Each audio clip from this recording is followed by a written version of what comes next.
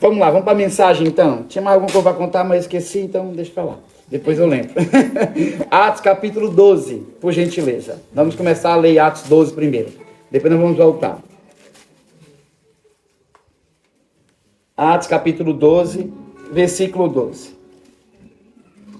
Outras me arranja um pouquinho de água, por gentileza, por favor.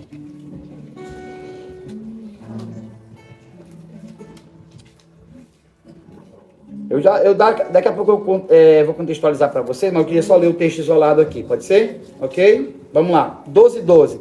Percebendo isso, obrigado. Ele se dirigiu à casa de Maria, mãe de João Marcos, também chamado Marcos, onde muita gente se havia reunido e estava orando. Amém? Esse texto,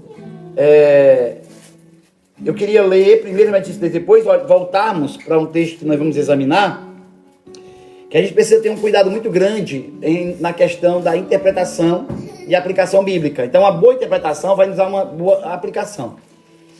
Então, existe uma casa que Jesus fez a ceia. E eu fiz várias pesquisas, inclusive F.F. Bruce, o Carson, alguns teólogos bem que a gente conhece, que são bem respeitados, eles dizem que é a casa de Marcos. Mas, como a gente ensina no método indutivo, se não está escrito, então fica quieto, que é melhor. Então, eu estava pedindo a Deus que me desse um fundamento para aquilo que ele tinha me mostrado. E ele me mostrou esse texto de Atos 12, que diz que a igreja se reunia na casa de Marcos.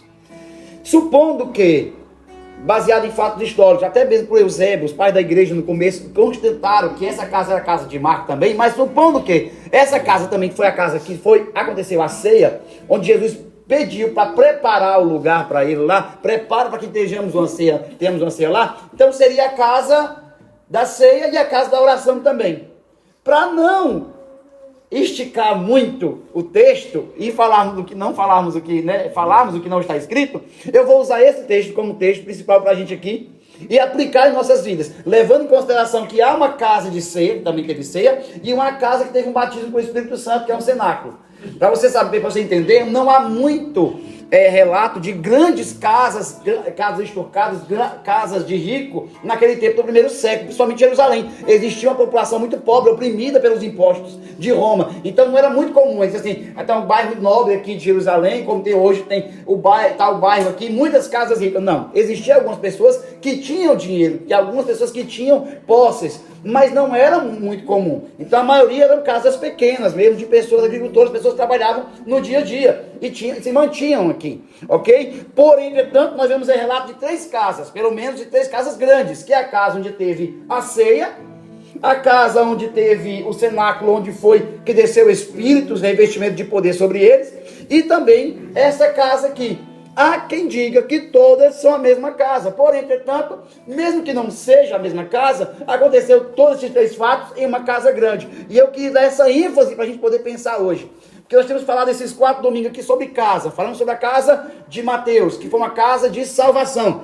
Onde ele, um publicano, agora recebe uma visita ilustre, agora é salvo e recebe ilustre e convida seus amigos. E se escandalizam por causa que os seus amigos eram publicanos e pecadores. E Jesus disse, eu não vim para os sãos, eu vim para os doentes. Então eu me relaciono com esse tipo de gente mesmo. Esse tipo de gente que eu quero. Nós falamos também sobre a casa de Filemon. A casa de Filemon sendo a casa de cura. Por quê? Porque tinha que receber Onésimo novamente em sua casa. A restaurar a comunhão, tanto de Onésimo com ele, Onésimo com a comunidade, e Onésimo realmente com a sociedade. Então, a restauração. Nós vamos estudando essas casas aqui e vimos a casa de Raabe, que foi a casa de livramento, a casa que estava sobre o muro de Jericó. O muro caiu e a casa de Raabe está lá preservada. Então, como também trouxe contexto para vocês, arqueológico, para vocês poderem entender como foi que aconteceu isso. Para a gente poder entender que em nossa casa, tanto nós como igreja, como família e casa, mas também nossa casa pessoal precisa ser esse tipo de casa. Nós precisamos entender que a nossa família é a nossa igreja também. Para a nossa casa precisa ser cuidada, instruída, discipulada. Nós temos aqui uma expansão, irmão. O que faz uma pessoa ter uma família? Uma pessoa morando sozinha tem uma família, irmão? Não, é uma pessoa. 2 já é uma família. Agora, tem um detalhe. Se uma família, o que é que faz uma nação? Uma nação é o quê? Uma família é feita um grupo de pessoas do mesmo vínculo, mesmo sangue, né? Ou pelo menos mesmo vínculo ali, morando em vínculos. É uma família. Um grupo de pessoas morando e tendo vínculo. Vira uma família. Um conjunto de família vira uma nação. Então precisamos entender que nós estamos agora introduzidos em uma nação. Paulo disse que nossa nação ela é celestial, nossa pátria ela é celestial. Fazemos parte também de outra família também. Ele disse uma vez que Jesus disse que a gente ia passar por uma situação tão complicada que pessoas da nossa própria família iam se dividir. A gente não ia concordar com a nossa fé, concordar com aquela crença que a gente tem nele. Então, a casa é dividida, a sogra e o genro. Isso é mais fácil, né? Não é tão difícil isso. Mas, né, acontece muito, acontece muito. Mas estava falando do pai e do filho. Do irmão com o outro irmão. Então, mesmo que os irmãos cresçam juntos, irmão, tem aqueles atritos com o tempo, vão criando laços inseparáveis e laços realmente familiares muito firmes. Né? Minha irmã estava ontem lá, graças a Deus, testemunhando, deu uma palavra lá que Deus falou com ela, foi muito interessante, vendo minha irmã vivendo aquilo lá agora, eu vivendo aqui, ela está vivendo lá, nós temos um laço muito grande, elas falando direto, né? Eu e ela ontem, vivendo todo momento que ela está vivendo lá, incrível na presença de Deus. Então, eu acredito que nós recebemos essa palavra para sermos uma família, mas Jesus diz assim, perdemos uma família às vezes, mas disse, olha, você vai encontrar outra família, outra casa, você vai encontrar outro vínculo, que é aquele que deixar casa, pai, mãe, sociedade, qualquer coisa, vínculos, por amor de mim, contextualizando para você entender, parafraseando. Ele diz, você vai receber 100 vezes mais nessa vida e por fim, a vida eterna. Nós temos o privilégio de fazermos parte, não temos apenas uma família na nossa casa, mas fazemos parte da grande família, a qual Deus é o Pai.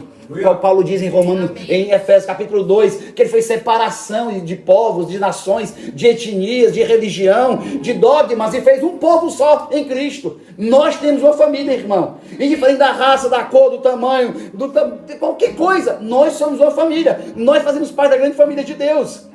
Então precisamos entender que nós temos uma casa, nós fazemos parte de uma casa. Essa casa aqui, não podemos chamar a igreja, irmão, de, como a gente estava falando até esses dias, foi dado ênfase lá no Despertar, sobre igreja, eu sempre falei sobre isso. Não chamar a igreja de hospital, porque hospital ninguém gosta de ir. Pode ser um exército, pode ser uma base, né, para treinamento, porém também é uma casa. Efésios capítulo 2 diz que a igreja é uma família, o Pai. Efésios capítulo 2 diz que nós somos um templo para o Espírito. Efésios capítulo 4, 5 diz que nós somos um corpo para o Filho. Então nós somos uma família para o Pai, um templo para o Espírito e um corpo para o Filho. Nós temos que estar juntos. Nós temos que estar conectados. Nós precisamos, eu vejo aqui nessa casa que nós vemos agora, o grande momento da igreja. O grande momento da igreja primitiva e que parece que vai se perdendo. Por causa da religião. A religião tem a tendência, irmão, sempre fazer isso, sempre nos fazer perder o que é a essência, para tentar sustentar as coisas pelo dogma, pela tradição, sempre colocando regras para sustentar aquilo que vai se perdendo, vai se modificando. Mas a vida com Deus espiritual, ela é orgânica, ela é laços, ela é paixão, é amor. A igreja vive isso, a igreja vive intensamente. A igreja tem problema, tem treta, irmão. Na sua família, todo mundo como é? Só holy, todo mundo santo, santo, santo. Tem treta também? Na igreja também tem. Tem gente que perde o vínculo familiar da igreja porque tem um problema com a igreja. Meu filho, tem gente. Já cheguei a aconselhar pessoas, que a gente trabalhou no lado de aconselhamento, e as pessoas chegam pra gente e dizem assim, eu sei daquela igreja muito problema. Eu disse, então não vai pra outra não, porque você vai levar o problema, porque você também é o problema. Nós somos o problema da igreja, irmão. Onde tem gente tem problema, tem treta, tem alma. Nas áreas que nós não somos maduros, nós vamos ser trabalhados. Nas áreas que nós não somos maduros, nós vamos prejudicar alguém se nós não tivermos um bom relacionamento. Essa é a vida da igreja.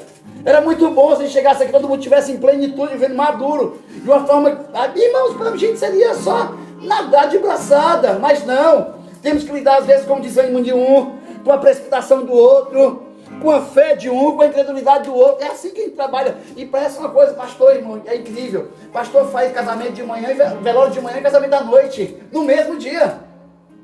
É um misto de emoções, porque a gente vive um processo com cada pessoa, cada vida. Só que tem uma coisa, existe coisas que nós vamos viver em comum. Tem coisas que vamos viver aqui, juntos. Tem coisas que a gente recebe no pessoal, familiar, você e sua casa, você sozinho também. Tem coisas que você vai receber de oração, irmão, só você e Deus, experiência pessoal. Seu filho não está lá, sua esposa não vai estar lá, é só você e Deus. Você dentro do quarto lá e você e Deus vai experimentar aquilo. Vai ter coisas que você e a esposa vão receber, você e o marido vai receber.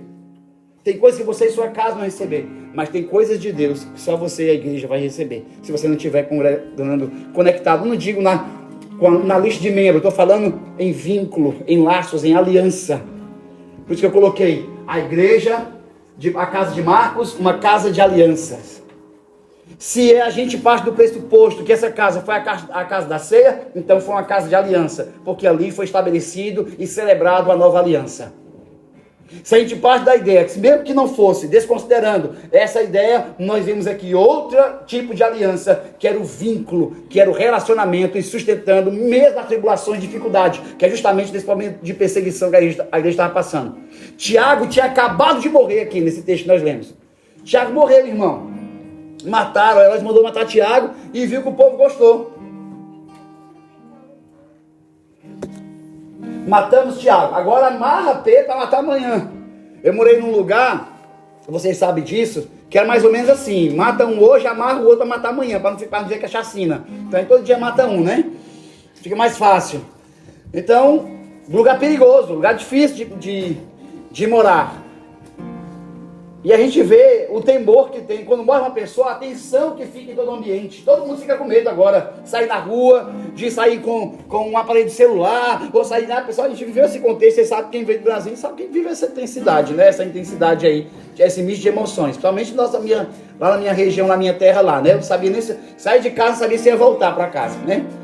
Então, a gente sabe a tensão que fica. Imagina a igreja sabendo que mataram um da igreja, porque ele era a igreja. Porque ele era cristão, porque ele professava Jesus. Agora vamos matar o outro, amarra o outro. Já que gostaram, amanhã a gente mata o outro. E aí encontra um homem dormindo. E mãe tem uma conta para pagar no outro dia, às vezes a gente nem dorme. E o homem ia morrer, no outro dia estava dormindo. Pedro, o anjo teve que cutucar ele. Acorda aí, Pedro. Levanta. Bora, Pedro. Eu acho que o Pedro é amigo de uma irmã ali que eu conheço, que dorme assim, berra. Tem uma irmã ali que arrebata. Ela não dorme, ela arrebata ali, né? Mas assim, Pedro, dormindo, foi despertado pelo anjo. O anjo libertou Pedro, foi libertando as cadeias. Pedro saiu. Quando Pedro saiu da prisão, onde é que ele foi, irmão? Para uma casa. E essa casa estava fazendo, sabe o quê? Orando. Para que ele fosse liberto. Ele estava orando para que ele fosse liberto. E ele volta para lá. Quando ele chega lá, bate na porta, disseram: olha, Pedro está na porta. Ele disse assim: não, Pedro não, deve ser o anjo dele. Olha o relacionamento da igreja primitiva com o sobrenatural, irmão, como que era.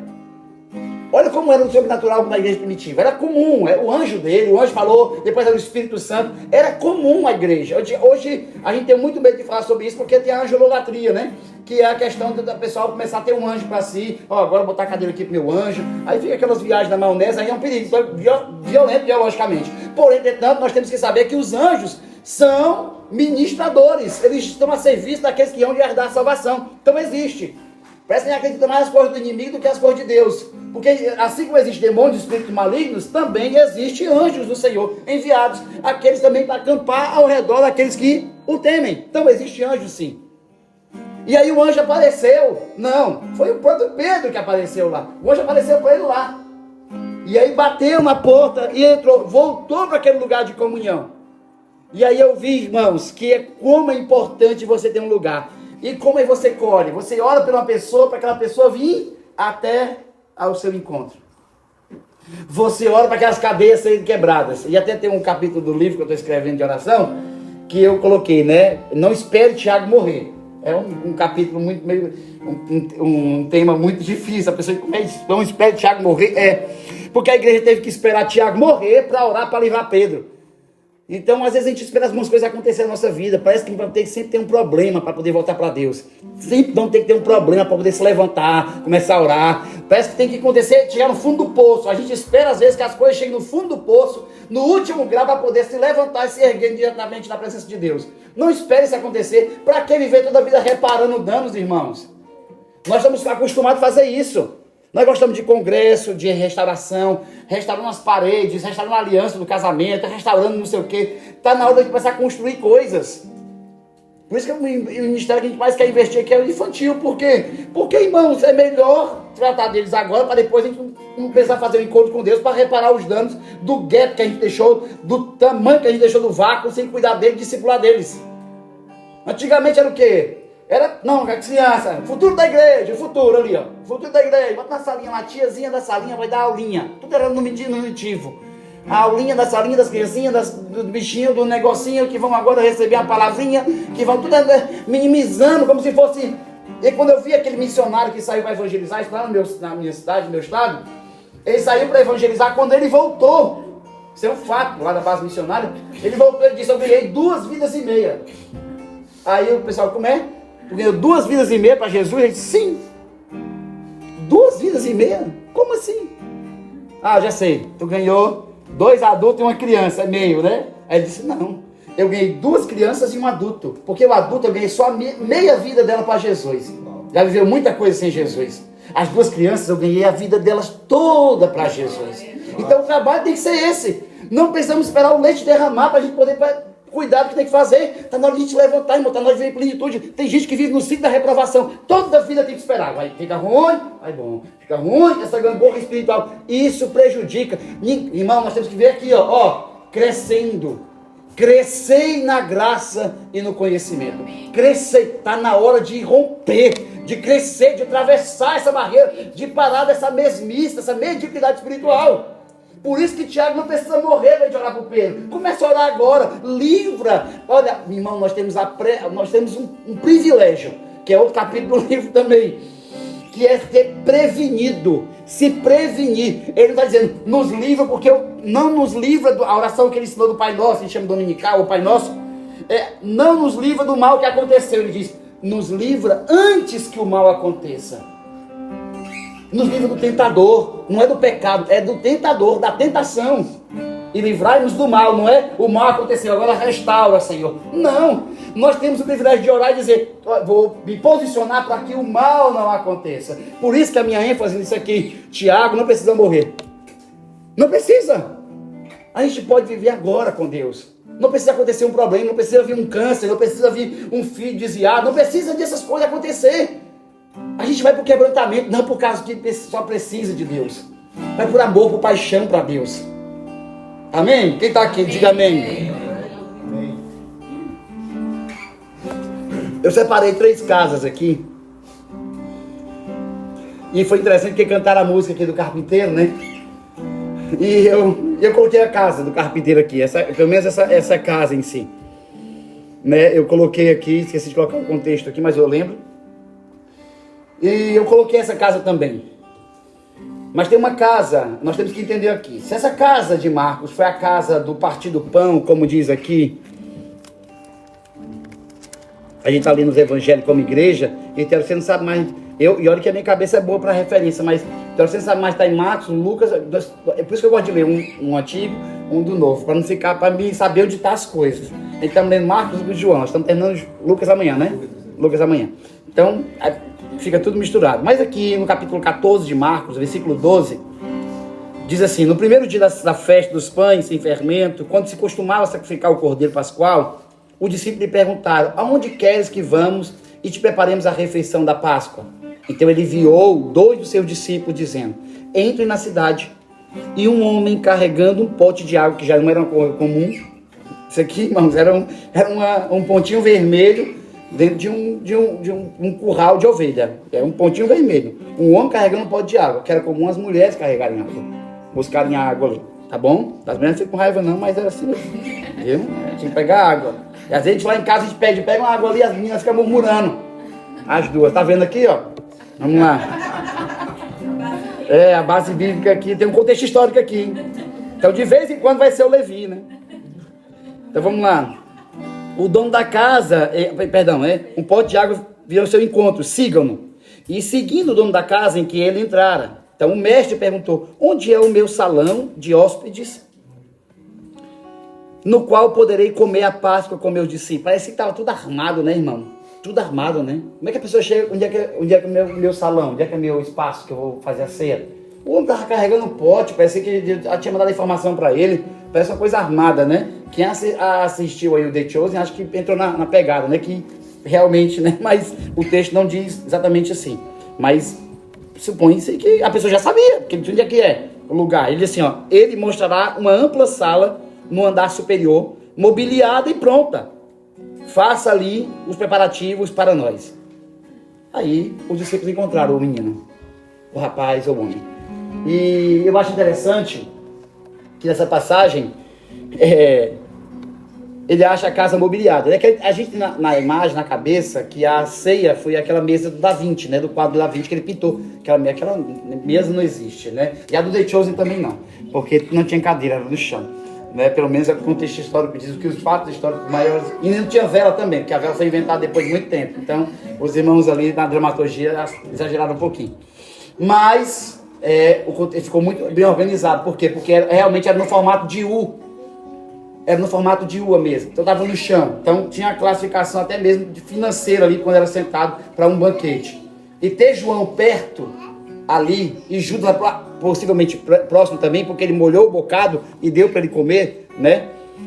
Mostra muita coisa, mas era um lugar de comunhão. Então essa casa era um lugar da ceia, era um lugar de relacionamento e de aliança. Eu sempre me perguntado, irmão, se a minha casa é um lugar de aliança ou de quebra de aliança. Tem casas, diz assim, ó, a mulher sábia edifica uma casa. Não estou falando só do consiste da mulher, mas o texto diz isso. Mas para você ver o contraponto, né? O contraste. Uma mulher sábia edifica a casa. O que a tola faz? Com as próprias mãos. Então, existe aqueles que constroem e aqueles que destroem. Isso estou falando só de mulher, não. Estou falando de homem e de mulher. Estou só usando o texto para você entender que existe pessoas que constroem uma casa. Uma mulher constrói uma casa. Não, ela edifica uma casa, mas ela destrói com as próprias mãos. Então, a gente tem que entender que nós somos construtores, não demolidores de casa, destruidores de casas. A pergunta é, nossa casa é um lugar de construir alianças, relacionamento, ou é um lugar que não tem? A gente, durante muito tempo, irmão, eu vi muita gente, amigos mesmo, pregando sobre casas sobre o castelo da casa, né? Minha privacidade, minha casa, minha vida, né? O nome do projeto lá, né? Minha casa, minha vida. A pessoa foi. Aí a pandemia fez assim, ó, fiquem em casa. Cuidem da casa de vocês. Tem um lado bom, olhando de uma perspectiva que as pessoas também não queriam saber mais da sua casa, do seu lar. Mas é um lado negativo nisso aí. É o quê? Que as pessoas nem para trabalhar vai mais, não tem vínculo. E o índice de problemas emocionais, irmãos, que estão subindo a cada dia, o gráfico está subindo a cada dia. Eu digo porque o Berg trabalha no Reino Unido, na área médica, e o Berg disse para mim assim, ele disse assim, cara, deixa eu te falar uma coisa. Eu suponho aqui, saíram dados aqui precisos, de que aproximadamente 70% da população aqui, de tal até a idade, falou da idade lá, não lembro muito bem da janela, ele disse, toma ansiolítico. Mas esse povo não sai. A gente passou meses lá em Gales, a gente já foi várias vezes para Gales, para Inglaterra, a gente sabe como que é. Para Irlanda, principalmente, Irlanda eu fui rápido, né? Passei pouco tempo. 24 horas na Irlanda, mas foi o suficiente para me entender todo o contexto. As pessoas dentro de casa, só vivem dentro de casa, não tem mais relacionamento. E a igreja, é isso. Eu não estava assistindo um documentário ontem sobre o Polo Norte, aquela região toda ali do Ártico, né? E eu vendo, irmãos, como eles trabalham. Na verdade, não era o Alasca, perdão, era o Alasca, especificamente o Alasca. Eles têm uma comunidade no Alasca como a comunidade funciona. Quando chega o inverno, eles vão se revezando entre eles para visitar um ao outro, para que ninguém passe mais de 2 ou 3 dias sozinho dentro de casa. Porque o índice de suicídio, de alcoolismo, de depressão é altíssimo. Então eles vão se aquecendo, eles vão se visitando. Então tem uma escala lá, a pessoa vai lá, conversando. 6 horas. Hã? 6 em 6 horas. 6 em 6 horas. Como é que você está aí? Tá bem, tá vivo? Tá com frio? Tem lenha aí? Ok, 6 em 6 horas. Aí vai na outra. Ei, você, como é? E fica revezando. Pra cima ter o inverno todo aquecido. Vivo. Firme. Você deu para entender? Deu para entender a analogia? Deu para entender? Dá para aplicar? Irmão, nós temos que nos aquecer. Estamos perto uns dos outros. Igreja, esse movimento é junto mesmo. É treta. Por quê? Porque junto é ruim. Porque você tem uma cultura, tem um outro, tem um temperamento, tem um outro. E assim, por exemplo, nós temos dons diferentes, nós temos ministérios diferentes, perspectivas diferentes, mas nós temos o mesmo Cristo. Vamos ter que se aturar. Vamos ter que se aguentar. Aceita que dói menos, é assim o ditado? Dói menos. É isso. Porque sabe por quê? Você vai para o céu. Ou pelo menos nós que estamos em outra perspectiva, né? Ou você vai viver aqui. Com quem? Com gente. Glorificado, claro. Santificado plenamente. Mas é com gente. E essa é a preparação. Nós oramos, seja feita a vontade assim na terra como é no céu. Tá, beleza. Como é isso? Como é no céu? A unidade. E aqui é como? Lá tem povos de línguas, nações, etnias, todos cantando, adorando ao Senhor, todos uma só voz, um só coração. E aqui tem que ser como?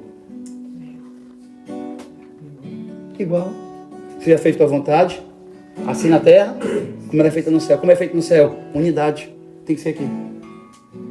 Acredito muito onde nós vamos chegar como igreja. Porque nós não temos pretensão de fazer um grande ministério e espalhar um bocado de placa por isso aqui. Nunca foi nosso trabalho. Sempre quando a gente plantou a igreja, está aí. A igreja ficou lá quando a gente saiu, a base missionária ficou, projetos sociais, casa de recuperação, tudo fica. A gente sempre deixa. Pronto. Porque a gente não tem interesse nisso. Nosso sucesso não é ministerial, mas gerar uma cultura de que busca por Deus, pela presença de discipulado. Nós precisamos gerar essa cultura. Chegamos há pouco tempo, ok, mas já dá para incendiar. Agora, se eu for lá e me esconder, o frio não é somente a temperatura, porque também tende a fazer isso, né? Pode me matar. Espiritualmente eu preciso me aquecer. Eu preciso, irmãos, eu já acampei, foi tipo aqueles legendários, né? Aqueles legendários, os caras vão lá pra mata, né? Graças a Deus eu não paguei aquele valor. E a gente fez algo assim, né, Jô? Eu fui uma vez, depois a Ju foi, que era da base missionária. Irmãos, é lá na serra, lá em Santa Catarina, pensa no frio. No inverno, irmão, não sei o que. Eu acho que o líder foi um endemoniado que fez aquele negócio. Porque o cara botar a gente para fazer aquele negócio ali, ou muito ungido por Deus para fazer a gente passar por aquele processo. Mas não me ensinou um negócio extraordinário. Eu tinha que acampar. Nós tínhamos que montar a barraca, nós tínhamos que fazer o fogo, nós tínhamos que levar um pacote de comida que eles deram pra gente. Eu chamava de ração, eu acho que foi só uma medida, era granola, era banana. Passei anos sem comer granola, com raiva de granola.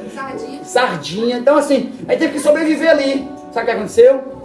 Pegava da meu e dava pro outro. Pra gente conseguir dormir, Daniel. Juntinho, tchuguedinho com uma pessoa ali, ó. E os caras, eu dizia pros caras, cara, eu sou cearense, não gosto de homem pegando em mim. Não gosto de homem pegando em mim. Não pegue em mim, não, porque eu não gosto da minha terra, eu sou apedrejado se eu souber que eu dormi junto de ti. Então fica no teu canto, eu fico no meu, que eu te aqueço aqui nas extremidades, nos pés. Lá na minha terra, de homem não toque homem, não. Esse negócio de homem tocar em homem, não, que você quer correr. É estranha. Aí os meninos brincavam, mas a gente teve que ficar pertinho do outro para se aquecer. Igreja, lugar de comunhão. Mas aí a gente montou uma mesa para Jesus, montou uma mesa só, irmão. Não montou várias mesas, não. Montou uma mesa. Uma mesa, a mesma comida. O mesmo pão. A mesma vida para todos. A mesa, todo mundo senta, irmão. Todo mundo fica, ó. Mesma medida. Nós somos iguais, estamos na mesa comendo. Judas estava comendo. Irmãos, Jesus é para mim o maior exemplo de tudo, claro, obviamente. Mas de maturidade, Jesus é um baita de um exemplo. O cara conviveu mais de 3 anos aproximadamente. Eu não sei qual foi a época que Judas chegou no negócio. Mas seja 2 anos, 3 anos. 3 anos dormindo com o inimigo, vamos dizer assim. Vivendo como inimigo, sabendo que o cara ia trair ele. Vai lá, eu te dou poder, expulsa os demônios, que depois vai entrar em ti, mas vai dar expulsa por enquanto. Não foi aconteceu com ele, não. Cura os enfermos. Mateus capítulo 10, Lucas capítulo 10, enviou eles. Apoderou, deu do pão, estava com fome, multiplica o pão. Vai dar na mão dele, ele multiplica também. Olha o que Deus fez, irmãos. Usou o cara. Comeu com ele na mesa. E a gente é exclusivista. Não, vou chamar só 1, 2, 3. Faz isso aqui mesmo. O meu clubinho que concorda comigo. Não, irmão. A gente faz reunião aqui, eu digo pro Daniel assim, Daniel, ele assim, pastor, eu sou do contra. Do contra não, como é que você usa? Como é que fala a expressão? Do contra, né? É do contra mesmo. Tava tentando amaciar pra ti aqui, mas é do contraponto. E aí, irmãos, eu vou contar uma história pra vocês, né? Tem um amigo, lá em Barbacena, né, pra gente não contar quem é, que eu fui fazer um trabalho com a igreja de mentoria, né? Que a gente faz como base missionária, mentoria nas igrejas para revitalizar em alguma área. E aí eu encontrei essa igreja e na reunião de pastores, de líderes, falava esse cara, cara toda hora fala alguma coisa, não sei o quê, e fala isso aqui, o cara critica, o cara tudo deve ter um contraponto. Eu olhei, eu disse, quem é? Eu fiquei interessado no cara, irmão. Eu disse, é esse cara que eu quero. É isso aí que eu preciso. Eu preciso de um cara assim na minha equipe. Não um cara crítico, chato. Não, é um cara que tenha outro ponto de vista. Mas porque a pessoa, às vezes, criticando, achando porque eu sou o cara mais racional. Não, às vezes você é crítico mesmo, você é ranzinza, você é frustrado e critica tudo na vida. Mas você tem que ponderar algumas coisas, dar perspectiva diferente. Né? Não, fala o que pensa. Descontrole emocional. Não é saúde emocional, isso é descontrole emocional. E aí eu disse, mas eu quero esse cara. Quem é o cara? Aí eu descobri que o cara estava fazendo curso comigo. O cara estava fazendo curso comigo. Aí eu disse, opa, é de Deus. Todo domingo de manhã, só que ficava meu domingo de manhã para casa dele. Dia domingo de manhã para casa dele. Discipular ele. Hoje é missionário em outro lugar, ele e a família. Um exemplo, talvez esteja com a gente aqui esses dias, no final do ano aqui. Mas eu disse assim, deixa eu te falar uma coisa. Cara, eu preciso que você esteja comigo. Eu preciso que você me mostre outro ponto da situação. O pessoal não aguenta, né? Eu falo, o pessoal diz, não, eu quero você. Eu quero você comigo, eu preciso de você comigo. Se você estiver comigo, você vai me mostrar outra perspectiva. Agora eu vou dizer uma coisa pra ti, não quer dizer que eu vou concordar contigo. Ok? Ele disse, ok. Então a gente vai até... Sabe o que aconteceu hoje, eu e ele? Dificilmente a gente discorda. Porque ele me escuta, eu também o ouço. Eu vou escutando ele vai me escutando, me ouvindo, a gente vai chegando num consenso. Entendendo que tem Cristo nessas duas informações e de como Cristo pode fazer isso chegar, ser glorificado. A pessoa está num lugar de assim, eu estou naquele lugar, não concordo com tudo não. Então é melhor ou está faltando oração ou unidade. Porque não é concordar, não é você se submeter somente à vontade do outro, mas é você estar comendo da mesma coisa, ouvindo e vendo a mesma coisa, da mesma perspectiva. Uma das coisas mais fáceis é a gente estar junto. Estar junto facilita, entender o coração do outro. Agora, se eu não estou junto, eu fico só olhando, menino. Irmãos, quando eu olho para outras igrejas é muito fácil para mim. Eu acho muito bom. Nós, como missionário, é bom que a gente passe lá 3 meses na igreja, 2 meses, 1 mês, 15 dias, chega lá e vê um bocado de erro. Isso aqui tem que consertar, isso aqui tem. Aí fica ouvindo o mazelados da igreja. Mas essa igreja vai sempre lá nisso, a igreja. E eu fico, realmente, pastor, não tem visão não. Aí eu fico, antigamente eu fazia isso no começo, agora eu digo, esse cara não parte do tijolo. Se ele quer mudança aqui, ele tem que ser a mudança. Também tem que ser a parte da construção para mudar tudo isso. Então, peraí, o erro está só em um? Deixa eu ver aqui no todo. E aí, eu trabalhei com ouvidoria, né, irmão? Nesse aspecto, né? Nessa área. Então, eu tenho que saber ponderar. Um amigo meu trabalhava com isso, ele ponderava tudo, pegava a informação só. E dizia assim, existe um mal aqui para ser tratado. E hoje eu comecei a identificar que o problema não é que as pessoas estão vendo coisas diferentes. O problema é que as pessoas estão em lugares diferentes. E aí fica difícil, irmão. Você está no norte ou está no sul, está vendo, vão ver coisa diferente. Agora sobe o monte. Eu vejo o que você vê. Igreja é sentar numa mesa, onde todo mundo vai ver o que vai estar sendo servido ali. Amém? Quem está aqui?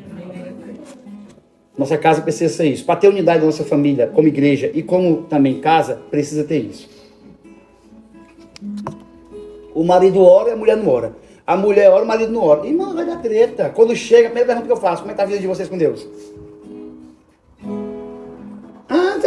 Não sou pastor. Não é problema com Deus, não é problema com a finança. Eu não, começa lá no quarto. Ninguém cai no banco, primeiro cai no quarto.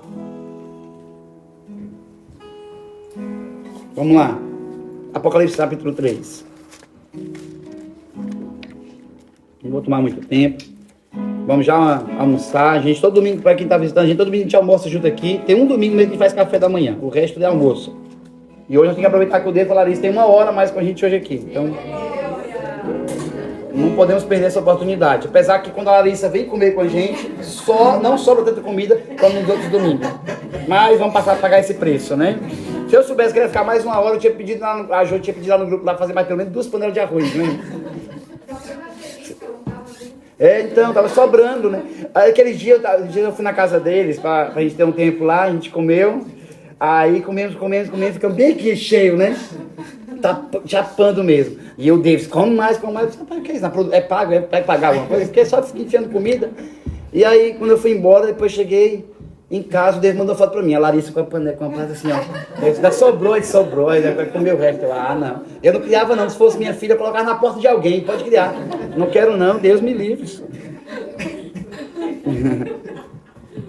Vamos lá, versículo 3:14, 3:14. O anjo da igreja que está em Laodiceia escreve: estas são as palavras do Amém, a testemunha fiel e verdadeira, o soberano da criação de Deus. Conheça as tuas obras, sei que você não é frio nem quente, melhor seria que você fosse frio ou quente. Deixa a Bíblia aberta aí, irmãos. Deixa eu contextualizar para você aqui. Hierápolis, água quente. Colossos, água fria. Os aquedutos eram feitos, aqueles aquedutos, né, que eram feitos levando água para Laodiceia, porque Laodiceia mesmo não tinha água. Então os aquedutos levavam a água e elas se encontravam. Então, totalmente dentro do contexto histórico que hoje é ruínas, né? Porque depois do terremoto que teve no primeiro século, nessas duas cidades, não sobrou nada, irmão. Só ruína lá e escombro para poder contar a história.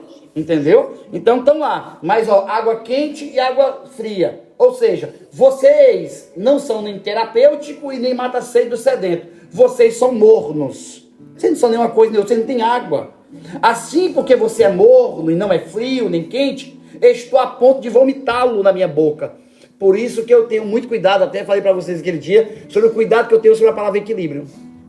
Eu tenho muito cuidado com essa palavra. Eu acho que ela é essencial, fundamental para o nosso estilo de vida. Mas ela é perigosíssima quando se fala de Deus. Porque a pessoa coloca Deus, parece numa caixinha. Oh, não, eu tenho que ter equilíbrio, não posso buscar Deus toda hora, então eu deixar ele aqui. Não posso amar a Deus sobre todas as coisas. Eu tenho que ter sabedoria, deixar ele aqui. Não, irmãos, tem coisa com Deus, irmãos. É amar a Deus sobre todas as coisas, dar graça em tudo, orar sem cessar e meditar dia e de noite. Isso aqui eu repito direto para você entender que tem 4 extremidades que precisam ser respeitadas. Amar a Deus sobre todas as coisas. Orar sem cessar. Meditar, não é ficar de joelho toda hora. É estar em espírito de devoção a Deus toda hora. Trabalhando, estudando, fazendo o quê? Mas em devoção ao Senhor. Amém? Quem está aqui? Amém. Que bom. Não é embora não, agora não. Espera ainda. Porque tem frango. Versículo 17. Você diz, estou rico. Falando também do contexto, vamos já explicar. Adquirir riquezas e não preciso de nada. Não reconhece, porém, que é miserável, digno de compaixão, pobre, cego, que está nu. Irmãos, quer falar de economia para a Laodiceia? Medicina, banco, tudo isso lá, tecelagem, tudo está naquele lugar. Era concentrado ali. Uma grande cidade, uma grande potência econômica da sua época. Estava vendo um contexto histórico, um documentário, aliás, um fato sobre isso, né, documentário. Mas já tinha assistido também sobre Laodiceia, o quanto era produzido, o quanto era referência na área da medicina, naquela época, claro, obviamente, com suas limitações. Mas tinha muito, muito dinheiro. E aí Deus está chamando ele, sabe de quê? Pobre, cego e nu. Tem gente que ainda cai na besteira. Eu acho que as pessoas estão passando nessa época, eu não sei se ainda existe, mas tem gente que ainda acha que o dinheiro traz segurança. Acredita? É tão pobre que só tem dinheiro. Ainda acha que o dinheiro é quem vai dar o poder. Eu lembro na pandemia, daquela menina, filha do fundador do Santander, né, do criador lá do Banco Santander, quando ele morreu assim, o homem morreu na pandemia. E a filha dele, todo o dinheiro que meu pai teve, não foi suficiente para dar 1 minuto de ar para ele respirar. Cuidado, irmão. Já vi aquele ditadozinho, achei legal, o pessoal fala, né? Você pode ter uma cama, mas não compra o sono. Você pode ter, né, aquele negocinho lá. Mas faz sentido, faz sentido. Tem coisa que a gente não vai... Irmão, tem coisa que não se compra. Nós estávamos conversando com uma pessoa, o Alessandro sabe, uma pessoa, e essa pessoa trabalhando. Eu disse, cara, eu tenho um conselho. Eu sei que ninguém vai falar para ti, porque todo mundo preserva o vínculo, né? E eu tenho a mania de perdê-los por causa dessa boca. Então eu quero dizer uma coisa para ti. Tem coisa que dinheiro não compra, principalmente criação de filhos. Tem coisa que a gente perde que dificilmente a gente consegue recuperar com salário. Às vezes a gente constrói uma casa, mas não constrói um lar. Quer um conselho? Fica em casa, cara. Trabalha aqui, faz alguma coisa aqui. O cara me ouviu. Não me ouviu, ouviu a Deus, né? Porque eu mesmo não tenho nada para oferecer, assim, no sentido de plausível, pelo menos dar segurança para ele. Larga que vai dar certo aqui. Então, seria a mim. Mas ele ouviu o Senhor, ele confiou no Senhor. E mudou toda a estrutura, toda a logística, toda a forma de fazer agora. Por quê? Porque a filha, de repente, foi tocada por algo. E ele teve que ficar em casa mais tempo, estava distante no dia da crise, do problema. E ele disse, não posso fazer isso. Tenho que cuidar da minha família. Queridos, quer um conselho?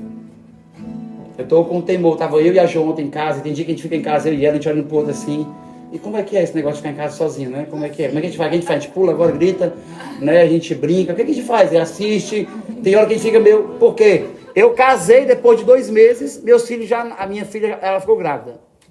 Depois de 2 meses, ela ficou grávida. Então, né? Casamos, 2 meses, a Lívia ficou grávida. Ela ficou grávida, a Jo da Lívia. A Lívia tem 22 anos, nós temos 23 anos de casado, então são meses depois do casamento. Então, a nossa vida toda foi com criança, com filho dentro de casa. Agora os filhos têm 22, 18, 14. Vão começar a sair de casa. Aí a gente vai começar a diminuir o arrendamento para 3, 2, 3, 1, né?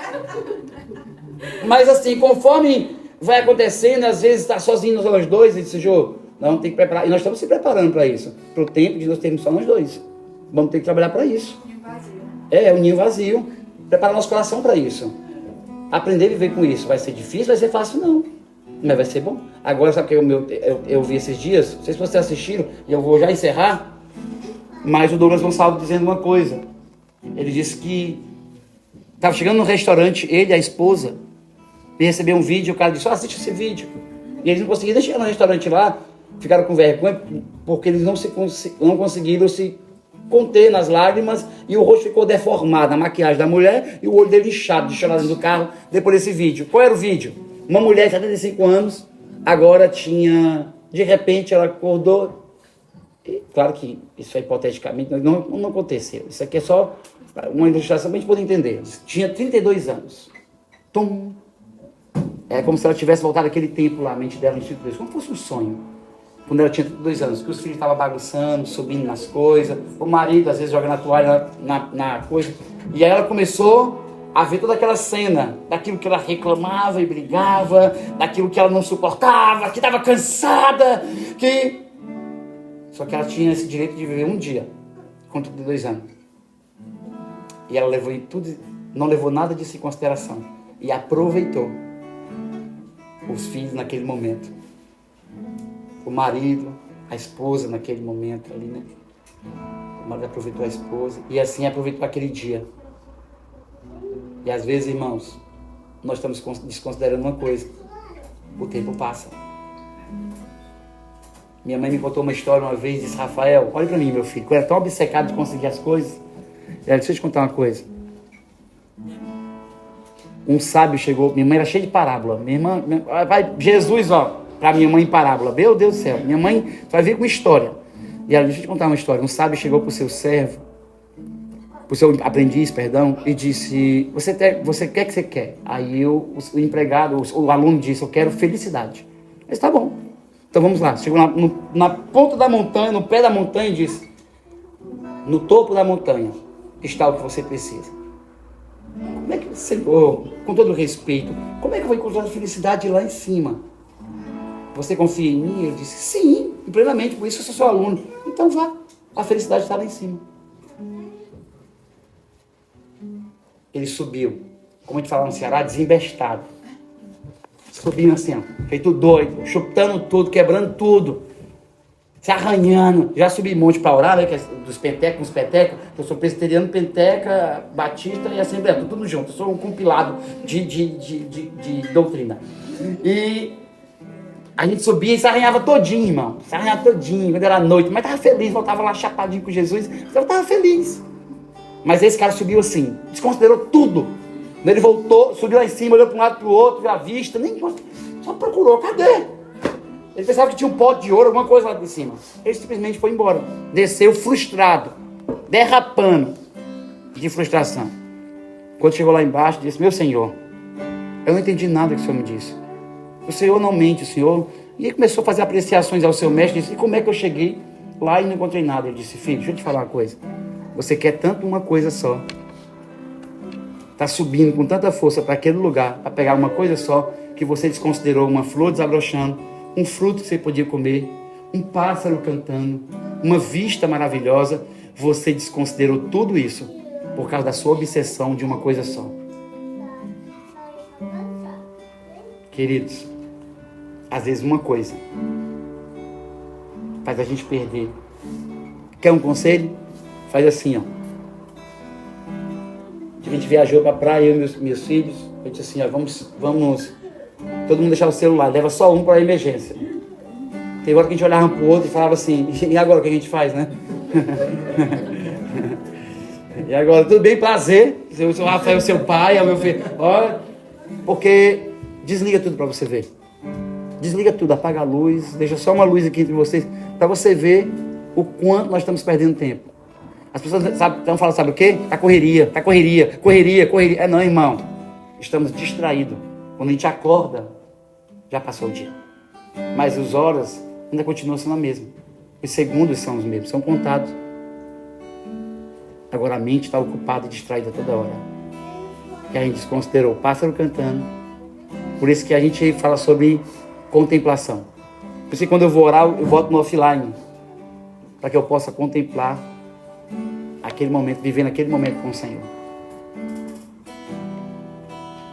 Uma casa. Laodiceia achava que tinha dinheiro. Laodiceia. E Jesus disse: eis que estou à porta e bato. Se você deixar, eu vou ceiar com vocês. Cuidado quando cantar essa canção. O carpinteiro está fora. E às vezes, mesmo que a gente diga que ele não está, não, Jesus é minha vida. A gente coloca ele do lado de fora. Porque aqui era uma igreja que tinha um carpinteiro do lado de fora. Ele quer entrar hoje, fazer nossa casa uma casa de comunhão, de alianças. Uma casa de aliança. Uma casa que as pessoas vão sentar e ouvir sobre Deus. A casa de Marcos, irmãos.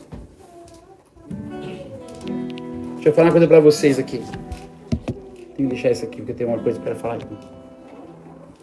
Antes da gente orar. A casa era da mãe de João Marcos, que ela tinha dinheiro. Sabe quem virou um grande missionário? Marcos. O evangelho que a gente lê a possibilidade é quase 100% de ser o próprio Marcos. O companheiro de Paulo na primeira viagem, depois de Barnabé na segunda, mas voltando para ser muito útil no ministério de Paulo, é esse Marcos aqui. A casa que ela bagunçou para fazer uma sala de oração, deu destino para o filho dela. Quantas vezes a sua mesa serviu de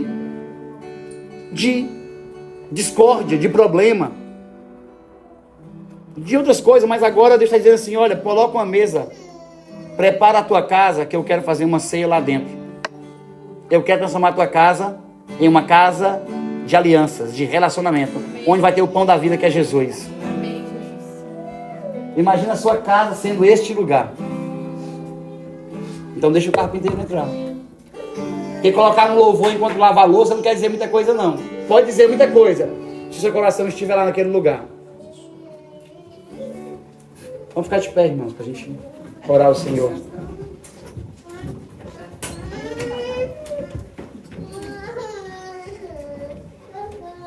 Escute uma coisa.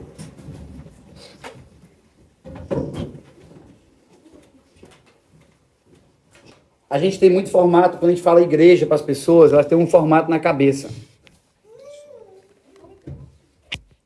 E a gente tem lutado dia e noite para a gente desconstruir alguns preconceitos.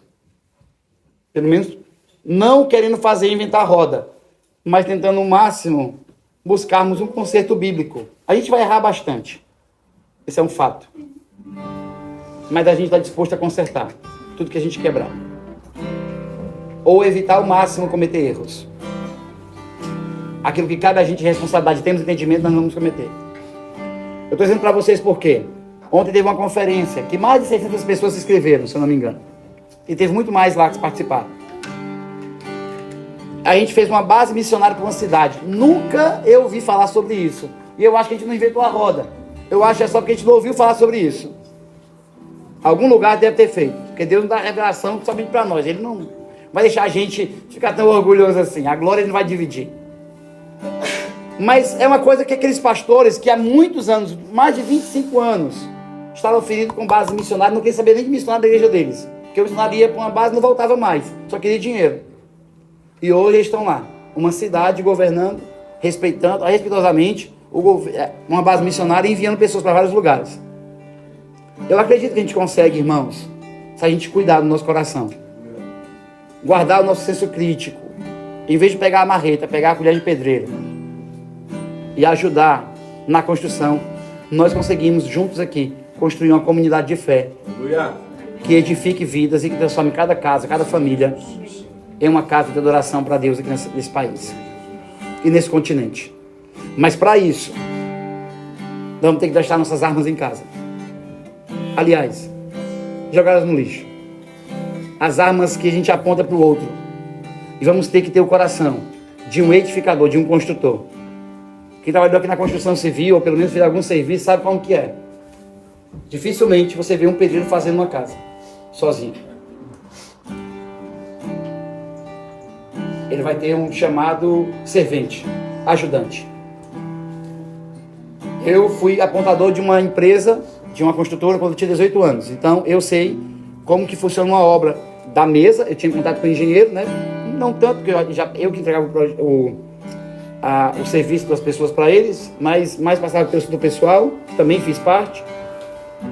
Mas eu sei a importância do carpinteiro, do ferreiro, do pedreiro, do servente, do eletricista, do mestre de obra e do engenheiro. E o dono da obra e o contratante. Né? O dono da construtora, perdão, e o contratante. Então, envolve muita gente para que uma coisa possa ser feita. Família. Eu, minha esposa e meus filhos. Nós precisamos de pessoas também, sabia disso? Para nos mostrar perspectivas diferentes, para nos ajudar a corrigir coisas que a gente acha que está certo, que já vê os nossos pais, que precisam ser corrigidas. A gente precisa ver coisas. E aí é ferro afiando ferro, meu irmão. O Alessandro, que mora mais próximo lá em casa. Próximo não, é dentro, né, praticamente. Embaixo. Ele e a Rafa estão lá com o Noah, e às vezes a Jo fica assim, né? Cheio de dedo, mas fala: Rafa, acho que é bom. Ela com um monte de 3 filhos. Só tem que falar, Jo. A Rafa não criou nunca filho, não. Ela tem que falar: Rafa, acho que é bom colocar tal comida nesse horário. Algumas dicas de mãe. Por quê? Porque a Rafa não sabia fazer isso. Quando a Rafa tiver o segundo filho, ela vai estar expert, pelo menos, aperfeiçoada nisso. Mas precisou de alguém para falar. Tem coisa que eu não vejo, irmãos. Tem coisa que eu não percebo como pastor. Tem coisa que eu não percebo como marido. Tem coisa que eu não percebo como pai. Mas olha na vida do outro, que já conheceu a Cristo, está empreendido naquela obra, naquela vida. Eu já começo a enxergar que eu preciso de mudanças. Precisa de humildade para criar filhos. Precisa de humildade para ter um bom casamento. E precisa de muita humildade para ser um bom cristão. Andar junto. O carpinteiro quer entrar. Hoje nós vamos ceiar, ter um momento de ceia. Talvez diferente de alguns que estão nos visitando, diferente do que você já teve em outros lugares. Ainda continua tendo pãozinho. É o pãozinho ou o pão grande? Pãozinho, né? Pãozinho. Particularmente eu não gosto desse pãozinho, não, tá bom? Porque eu não acho que Paulo daria um fragmento desse. Mas tudo bem. Vou respeitar o ato simbólico. Mas eu acho que eles sentavam e comiam assim, era farto o negócio. E não podia comer muito, porque a fome come em casa. E espera pelo outro. Então eles faziam uma ceia. Vamos fazer daqui a pouco. Você vai ver a Larissa comendo, a Lívia comendo, vocês vão ver como era a ceia em Coríntios, mais ou menos. Mas deixa eu falar uma coisa para vocês. Teve uma casa que o pão foi partido. Na hora que partiu o pão, os olhos deles se abriram. 2 discípulos saíram de Jerusalém e foram para Emaús, o campo seco. O Cristo andou com eles. Quando chegou na casa, Jesus partiu o pão. Quando partiu o pão e deu para eles, os olhos deles se abriram. Ó, eu abri aqui. Vamos dizer que eu parti o pão hoje aqui. Ó. Eu compartilhei o pão. E os olhos se abrem. O coração aquece. Na sua casa, vou lhe dar um conselho. Não leve problemas somente. Resolva isso. Mas leve Jesus para dentro da sua casa. Fale sobre o Cristo. Parta o pão com os seus filhos, com a sua família. Ou você destrói, ou você constrói. Amém?